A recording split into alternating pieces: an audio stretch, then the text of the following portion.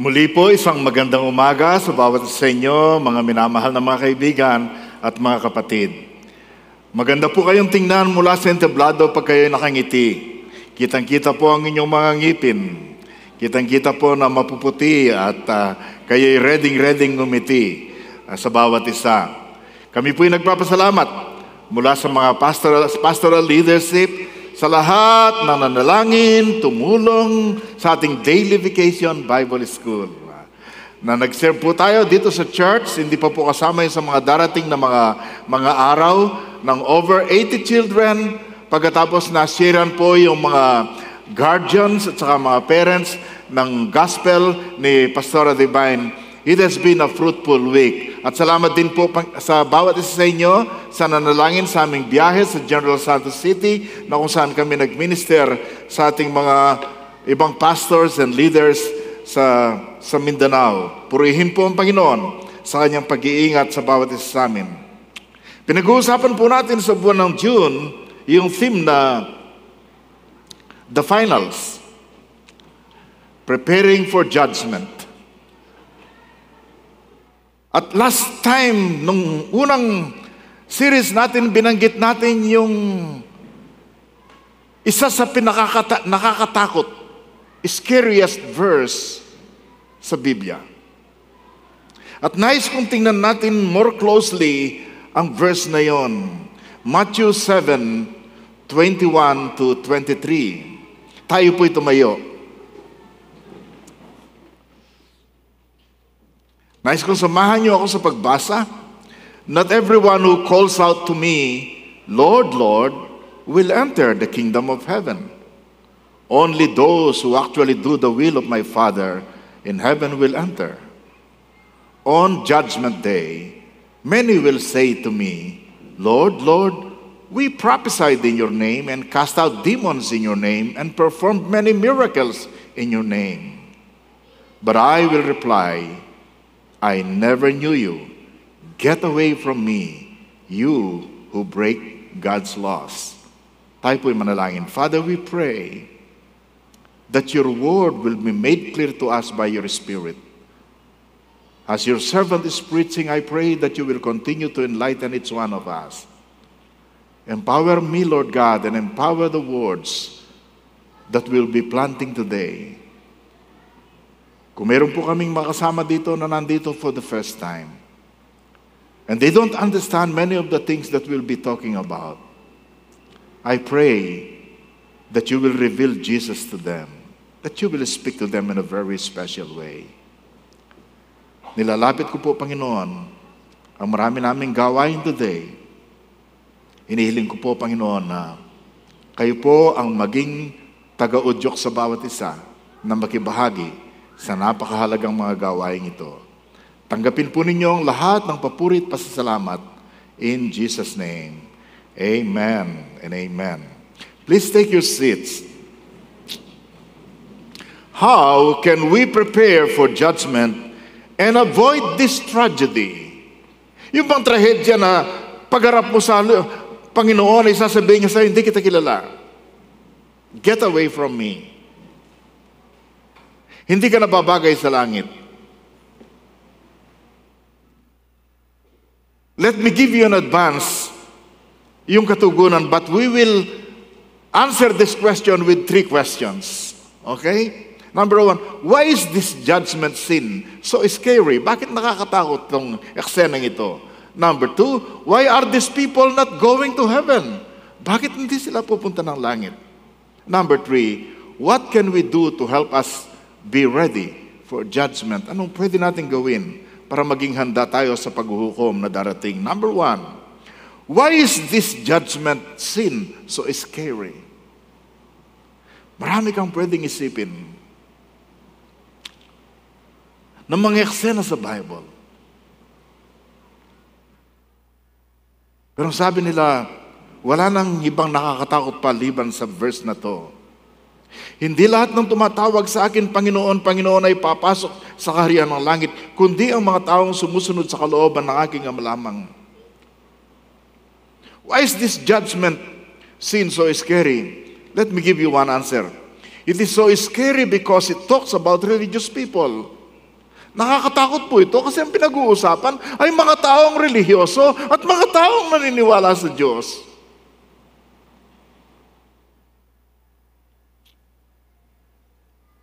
Nang ibig sabihin, hindi sapat ang relihiyon, hindi sapat ang sinasabing naniniwala ka sa Diyos, hindi sapat ang sinasabing naniniwala ka kay Kristo. Sabi ng Panginoon, hindi lahat ng tumatawag sa akin, Panginoon, Panginoon, ay papasok sa kaharian ng langit. That's scary, ano po? Lalong-lalo na sa isang bansang katulad ng Pilipinas. Ang Panginoong Jesus dito ay tinutukoy yung mga taong naniniwala sa Diyos na mayroong relihiyon and who call on Jesus. Sino bang mga to? Naku, ang Pilipinas, ang dami. Sabi ko nga sa inyo, napaka-relihiyoso ng mga Pilipino. Di ba? Napaka-relihiyoso ng mga Pilipino. In fact, kahit sa mga Manobo, mga Bilaan, kahit sa mga Muslim friends natin, naniniwala sila sa Diyos. Malungkot nga ako sa report ng isang media company na yung ginawa po nilang pilgrimage sa Riyadh, na ginagawa nila taon-taon. Ang dami pong nasaktan, and for the first time, ang report nila, may isa ng Pilipinong namatay. At ang mga nasaktan, sabi ng isang media report, at least 1,000 pilgrims had died due to extreme heat. And yet, sumasagsag pa rin doon. Relihiyoso po. Isa pa pong dahilan, bakit nakakatakot ito?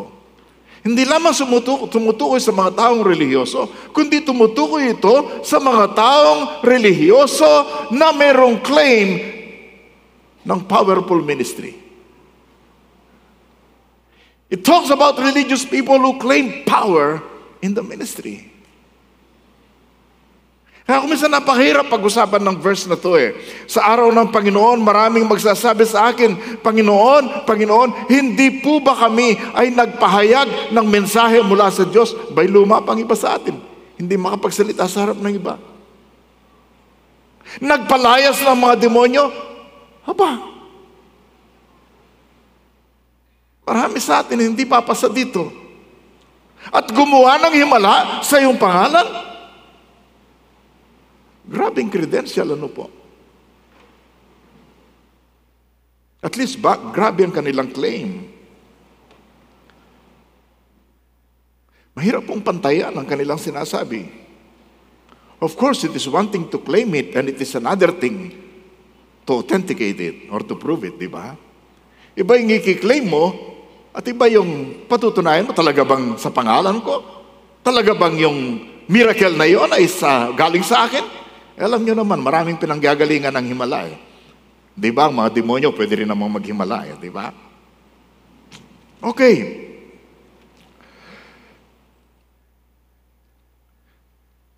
By the way, sa mga laging naghahanap ng himala, mag-ingat po tayo. Baka ang pursuit, ang paghahanap natin ng himala ay hindi na nakatutok sa Panginoon. Kundi sapagkat tayo ay mapagsabihan na, wow, magaling yan, mahusay yan, may power yan. Diba? And then number 3, it is scary, nakakatakot ang verse na to, because these people will not be going to heaven. Yun lang sabihan kang, hindi ka pupunta sa langit, nakakatakot na yan. Baka nga magalit ka kung kilala mo yung nagsasabi nun sa iyo eh. These religious people, these people with supernatural credentials, will not go to heaven.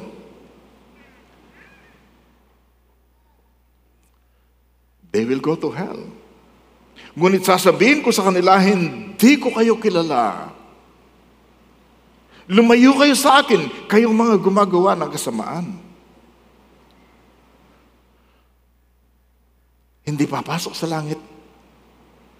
Saan papasok? Alam na, di ba? And they will suffer the horrors and the terrors of hell for all eternity. Isipin mo kung gaano kagandang langit. Isipin mo kung gaano kagandang ibibigay ng Panginoon sa kanyang mga nilikha. Imaginin mo ang Revelation 21. Imaginin mo lahat ng binanggit ng Panginoon sa kagandahan ng langit. Heaven is the presence of God.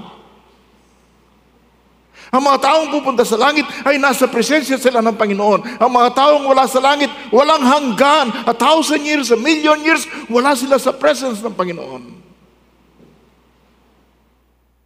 Heaven is the presence of God's children.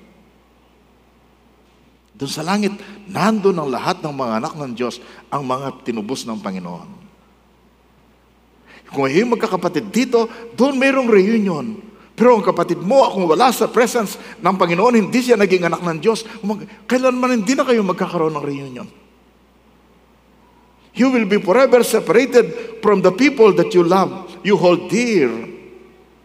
Heaven is the complete absence of sin. Wala na pong kasalanan doon. Wala nang makasalanan nating likas. It is absolute perfection. And heaven is the place of beauty and joy. Isipin mo na ang pinakamagandang lugar na napuntahan mo.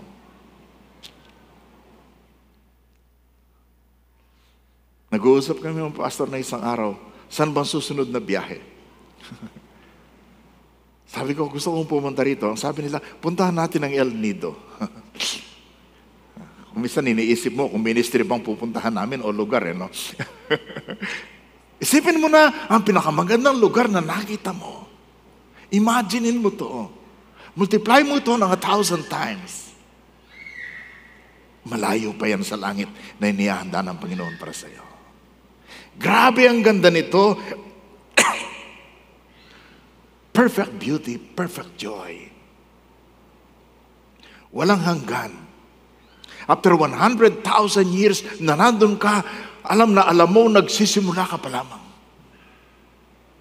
Pag nakita mo ganda doon, every day you will say, this is the most wonderful place I've ever seen. Every day, sasabihin mo, naku, ang ganda nito, naku, ang ganda nito. And it will go on for 1,000,000 years and 1,000,000,000 years nang walang katapusan. Imaginin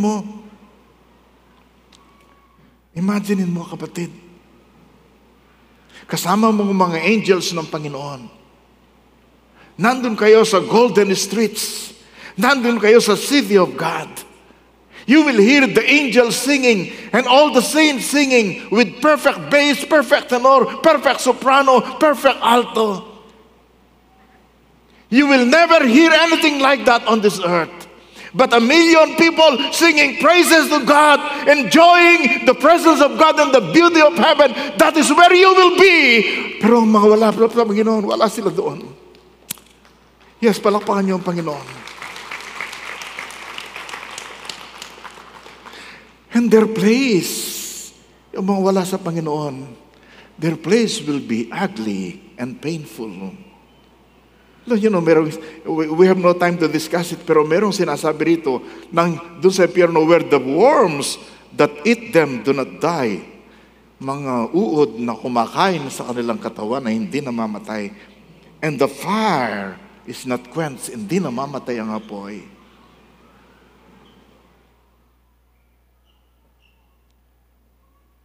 Ikaw ay, kung hindi ka pupunta sa langit, you will be in the company of the false prophet and the Antichrist and the demons and all the evil people na sana iniwasan mo.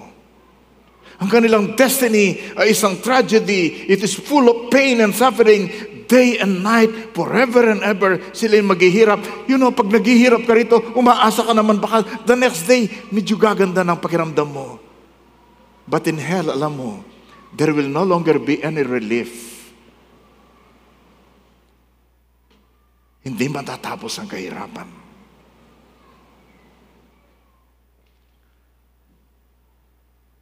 And for 1 year and 2 years and 100 years and 100 years and 1,000 years and 1,000,000 years, wala silang natatandaan na salita mula sa ating Panginoon, kundi yung salitang, hindi ko kayo kilala. I never knew you. I never knew you. I never knew you.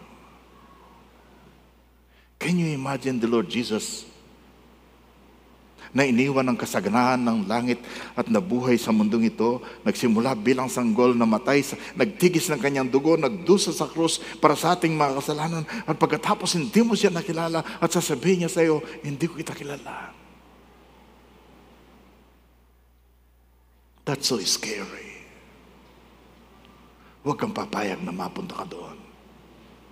Huwag kang papayag ng isang mahal mo sa buhay ay mapunta doon. Second, answer to the question, how can we avoid the tragedy? How can we prepare for judgment? We will answer it with another question. Why are these people not going to heaven?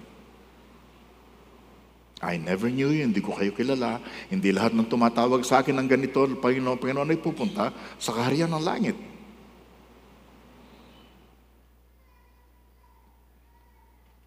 Kundi ang mga sumusunod sa kalooban ng aking Ama na nasa langit.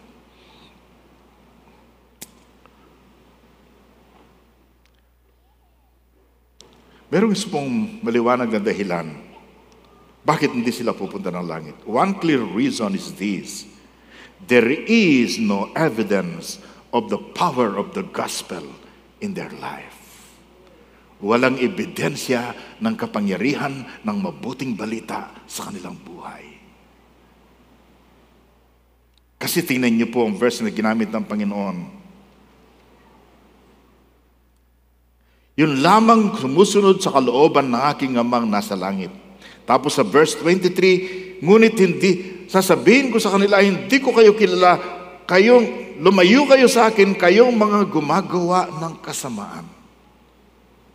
In other words, these people na religious, na naniniwala sa Diyos, tumatawag sa ating Panginoong Yesus, meron silang sinasabing powerful ministry, pero patuloy pa rin sila sa ginagawa masama. Ganon pa rin ang buhay. Walang pagbabago.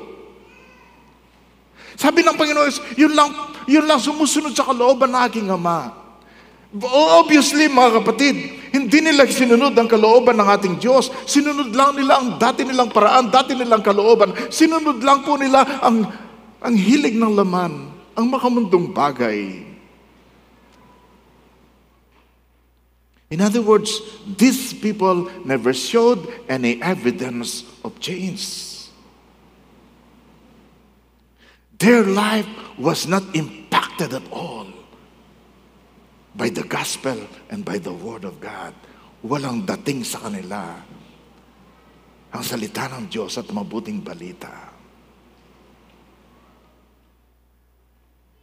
Ang tunay na mananampalataya, ang tunay na tumanggap sa ating Panginoong Yesus ay mayroong Kristo sa buhay.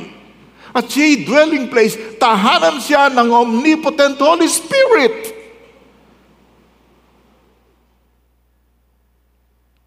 Na siyang pinagmumulan ng love, ng joy, ng peace, ng goodness, ng kindness, ng patience, ng humility.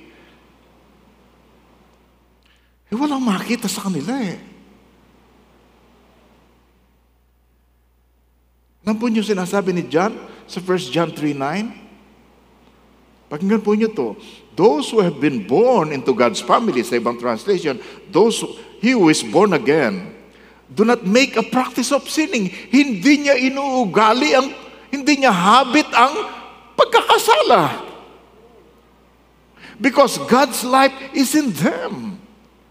So they cannot keep on sinning.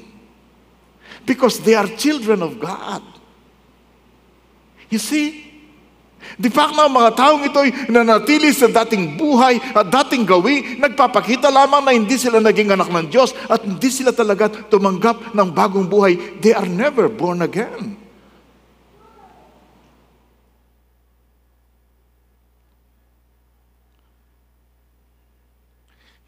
Sa biyaya ng Panginoon and by the power of the Holy Spirit, mababago tayo. Amen? Hindi natin kayang baguhin ang ating sarili. Pero sa biyaya ng Panginoon and in the power of the Holy Spirit, magbabago tayo. Kaya niya tayong ayusin. Sabihin mo sa katabi mo, umayos ka.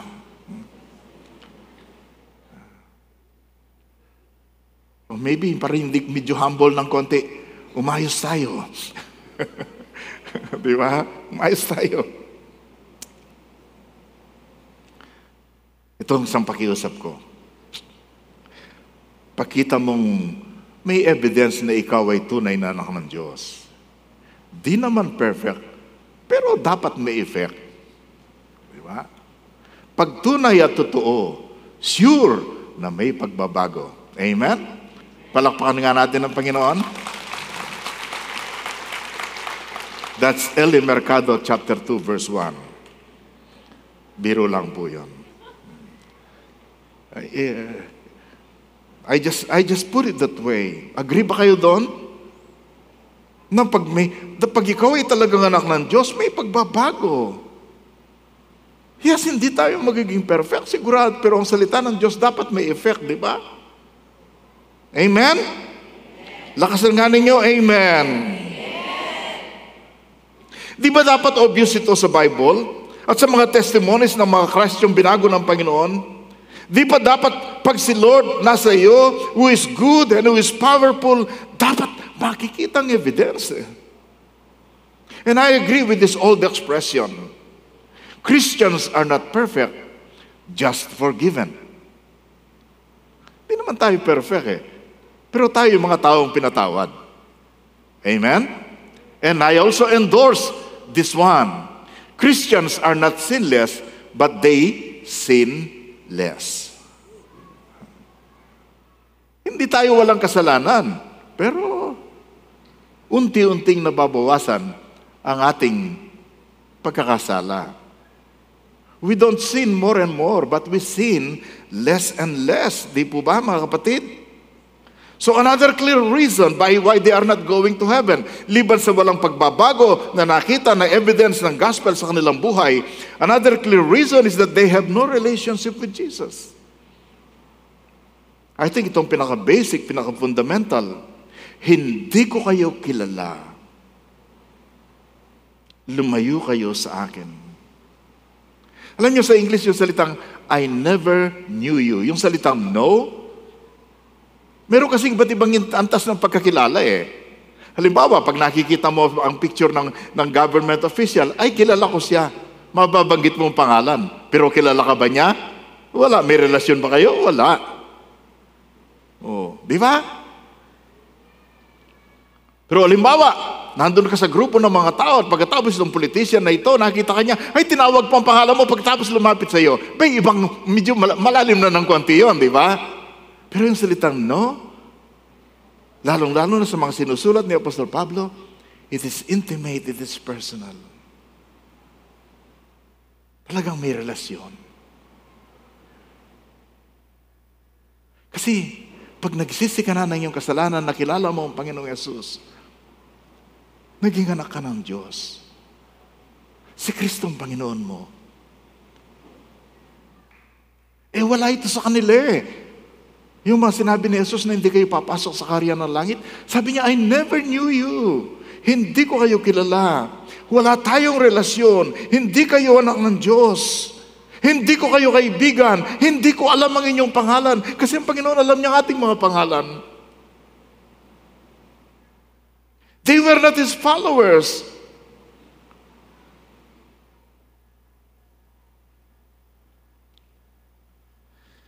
Ang pagtawag kay Lord, di lamang dapat galing sa nguso. Kailangan galing din sa puso, di ba? Third question. Medyo mas mahaba ito. Wawarningan ko na kayo. Okay? Third question. How can we prepare for the judgment day and avoid the tragedy na nabasa natin dito? What can we do to be ready for the judgment? What can we do to be ready for the judgment? How can we be ready? How can you be ready? Alam naman natin, the best day and the best time to prepare for tomorrow is today.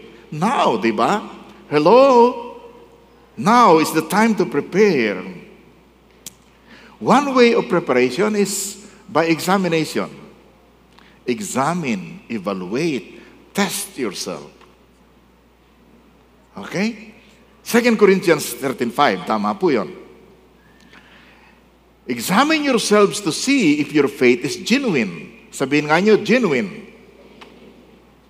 Test yourselves. Surely you know that Jesus Christ is among you. If not, you have failed the test of genuine faith. Suriin mo ang buhay mo. Tingnan mo, yung pananampalataya mo ba'y totoo? Genuine ba yan? Pakapeke.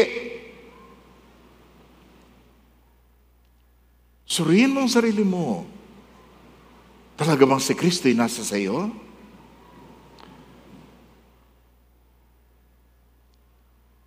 An unexamined life is not worth living, sabi po ni Plato, o si Socrates.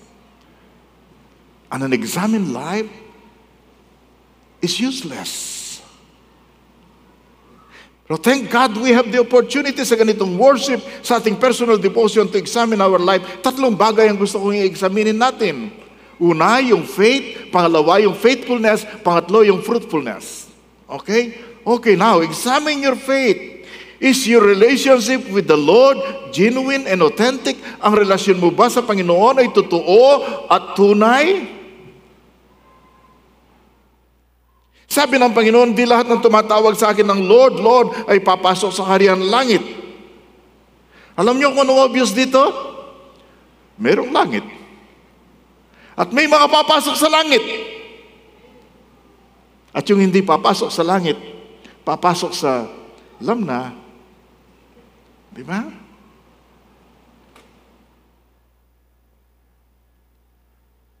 So bahagi ng pagsusuri, pansinin po ninyo yung 3R na to. Una,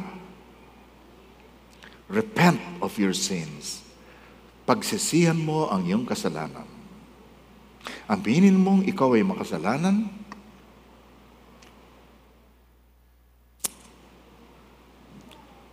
Aminin mong hindi ka karapat-dapat sa paningin ng Diyos. Magsisi ka. Sabihin mo sa Panginoon, Lord, I am wrong. I am a sinner. Forgive me. Pangalawang R, recognize Jesus. Kilalanin mo si Jesus na tanging tagapagligtas, tanging Panginoon, walang iba. Sabi natin nung nakaraan, siya ay tunay na foundation sapagkat He is the only way. His is the only name whereby we can be saved. He is the only mediator ang tanging tagapamagitan. Kaibigan, kung iniisip mo na Jesus is not for you, nais kong sabihin sa iyo, there is no plan B. If you disagree with that, you are disagreeing with the Bible.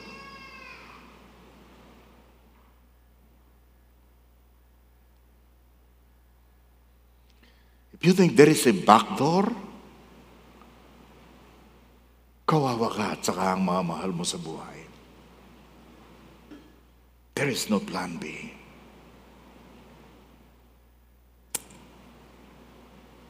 Maybe, ang isang reason kung bakit hindi ka passionate, hindi ka maapoy para kay Jesus at para sa kaluluwa ng ibang tao, baka iniisip mo mayroong backdoor, baka naman mayroong pang ibang paraan para maligtas na hindi ko na kinakailangan na humarap sa kanila, manalangin, maganyaya. There is no plan B.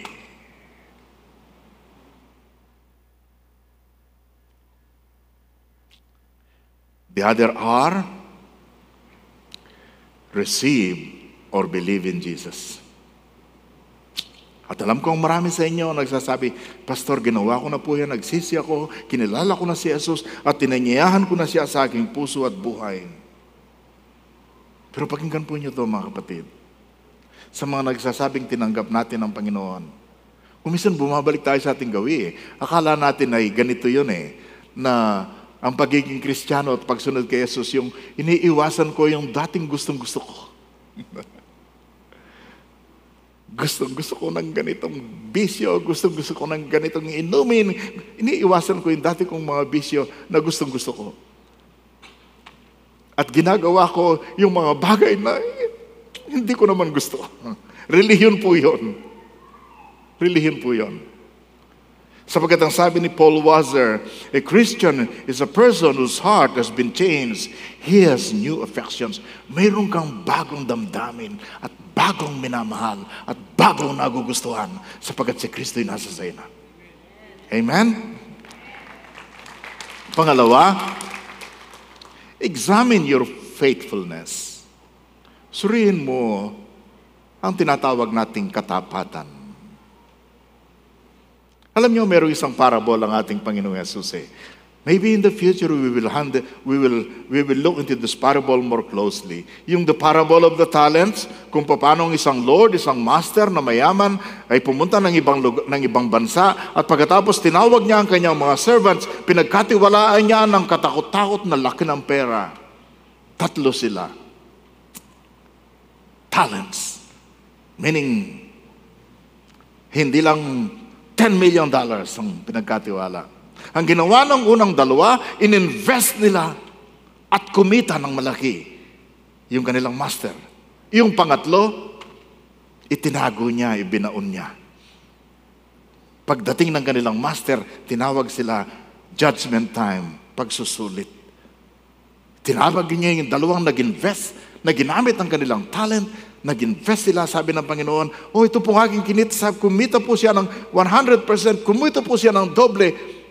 Sabi ng Panginoon, well done, my good and faithful servant. At yung pangatlo, tinawag niyang lazy and wicked servant. Diba?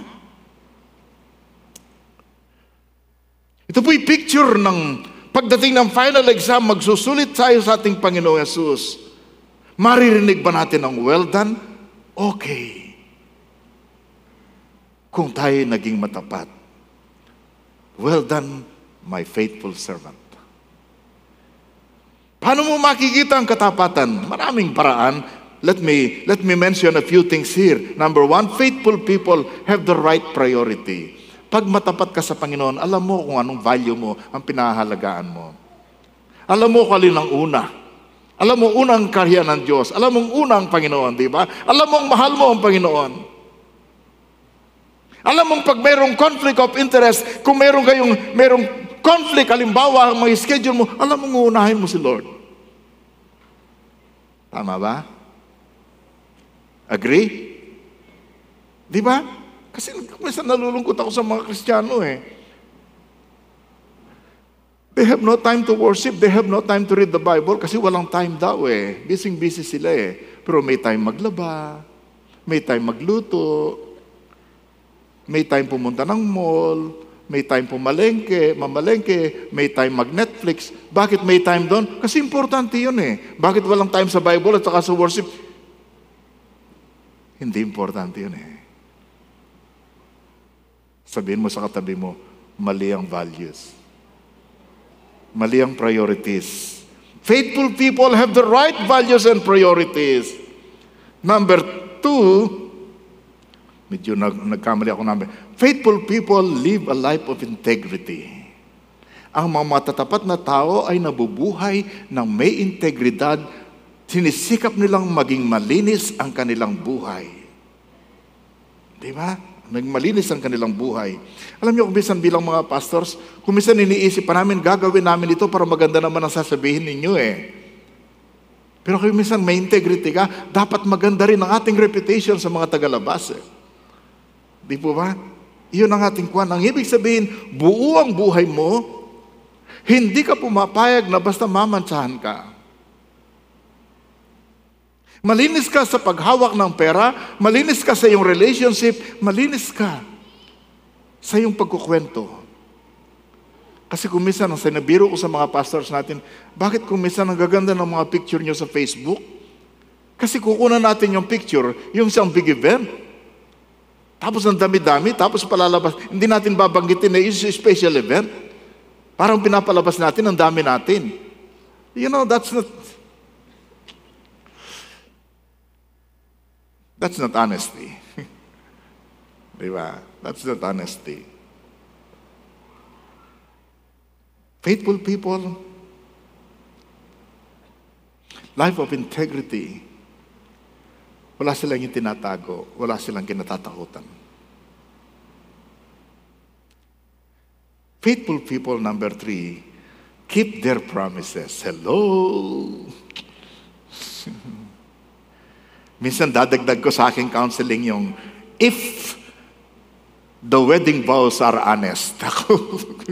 Kung magiging totoo lang at matapat ang mga nangangako sa kasalan, ano raw ang dapat ipapangako? We keep our promises.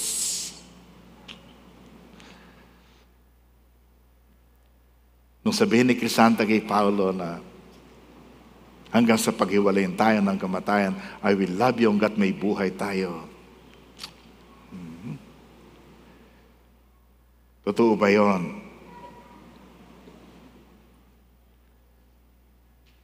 Kung minsan, yung mga pangako natin, hindi natin ganong pinapansin eh.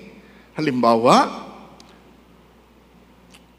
dahil may call ka o kaya may messenger message or no, I'll get back to you soon.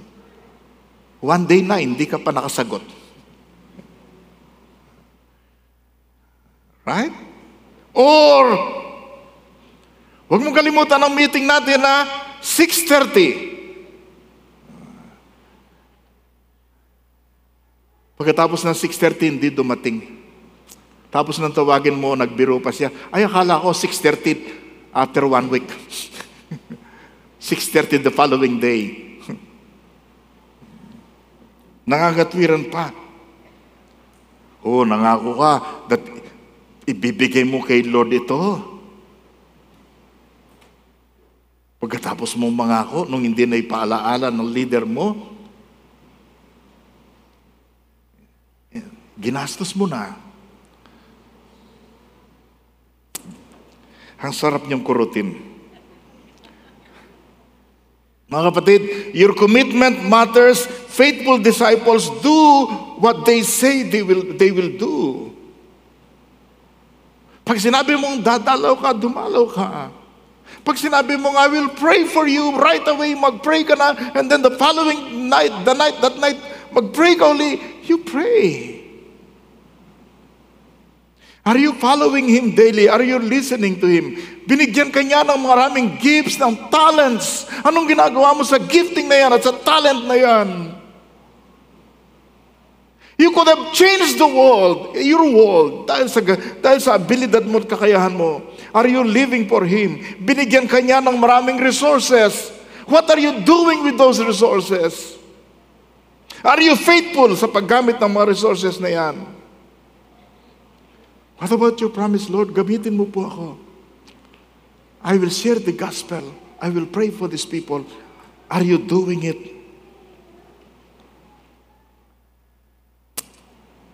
Tinawag po niya tayo, magbibigyan niya tayo ng kakayahan. And number 3, examine your fruitfulness. Mula nung kilalanin mo ang Panginoon at nag-commit ka sa Kanya, meron ka na bang na-share ng gospel? Minsan nagkaroon tayo ng commitment, 1 person a month. Aba, patapos ng 1 year, kahit 1, wala pa. Fruitfulness.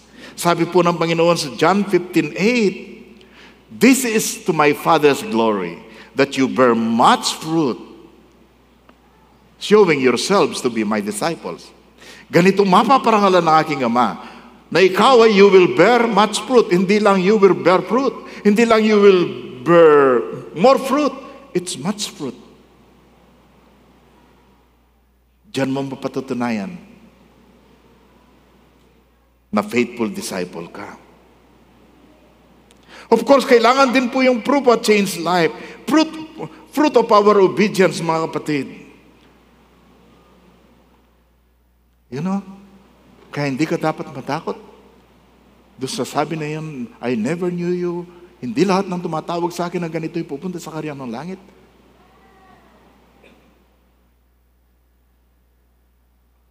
Pag alam mo si Kristo, itinanggap mo na sa iyong puso at buhay.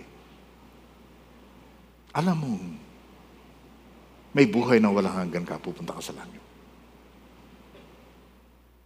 Pangalawa, Ako'y naniniwala. Hindi naman biglaan ang pagbabago. Pag talagang nag-commit ka pa sa Panginoon, sigurado may pagbabago eh. Di ba? Pambihira naman eh. Ang napakamakapangyarihan ng Holy Spirit na tumatahan sa iyo. Napakamakapangyarihan ng liwanag at tanglaw ng buhay ang salita ng Diyos. So isang panawagan, kaibigan. Kung dati ka nang nakikinig, kaninang sabi ko, repent, recognize Jesus, receive Jesus. Sa inyong mga tumanggap na mayroong pang-apat, recommit or rededicate your life to Jesus. Ginawa mo na to. Nagsabi mo pa kanana, Panginoon, sa iyo ako, iniaalay ko ang buhay ko sa iyo. Pero alam ba ninyong ang dedication sa Panginoon ay pwedeng gawin araw-araw? Pwede mong sabihin, Lord God, grabe ang pangako mo sa akin. Grabe ang pinagagawa mo sa akin. It's so wonderful to serve you. You are my Lord. You are my Savior. It is a great honor and a great joy of my life to be able to serve you at matawag na lingkod mo, Panginoon. That I am your disciple. I'm not just a follower. I'm not just a believer. I'm not just an admirer. I'm a follower of Jesus. Lord, today, again, I recommit. I rededicate my life to you. Will you stand with me as we do that commitment?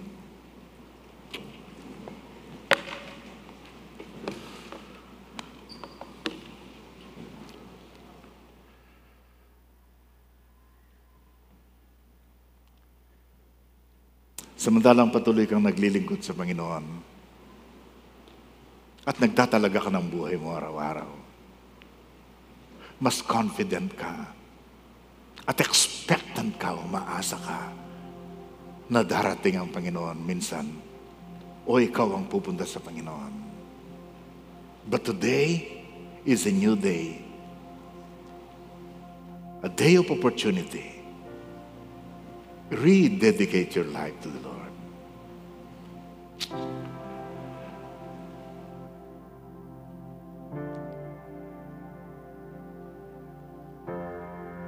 Maybe part ng rededication is just singing from your heart the song na ipangungunahan ng ating worship team.